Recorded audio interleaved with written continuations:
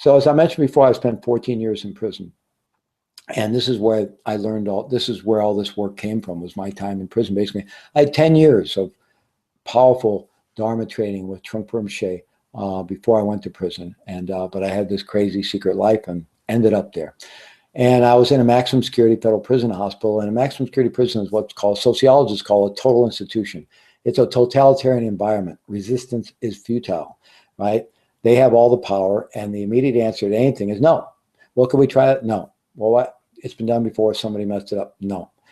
And how do you get something done? I embraced my life there and wanted that to be my community and to try to add value to that community.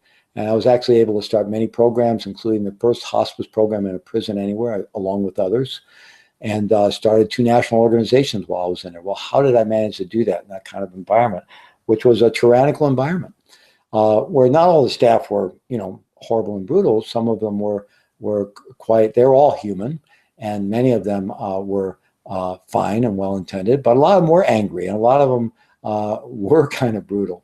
But at any rate, they had all the power. And if you push that authority button, that's what you were going to get. So, you have to learn how to work with people, because every human being has innate basic goodness, has a tender heart, and we all have all kinds of buttons, and we have our authority button and our fear button, this button. We all have that human being button somewhere. And how can we approach a person to get that best result with them? How can we let go of our sort of enemy images that we've developed about that person? Relax that knowing, right? I know this person's a tyrant. I know this person's unkind. I know this person's this. I know this person. Relax that knowing and just bear witness.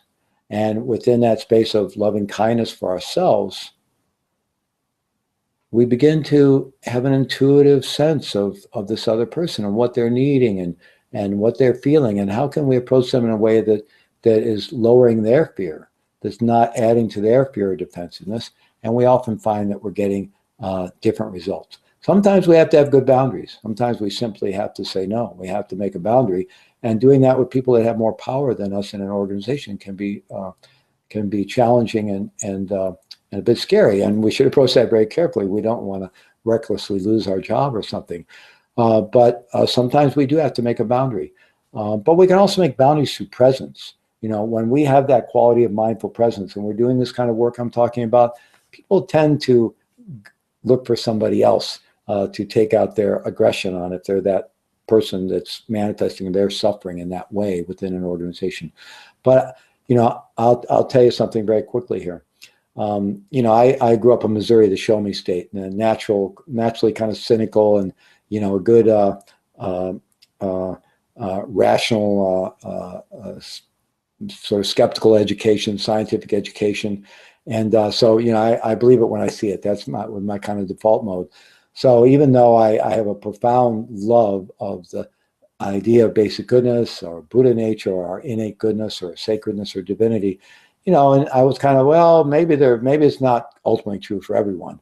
And in prison, there were a lot of people among my fellow prisoners and among the guards who were pretty good candidates for someone who maybe not everybody has this basic goodness thing.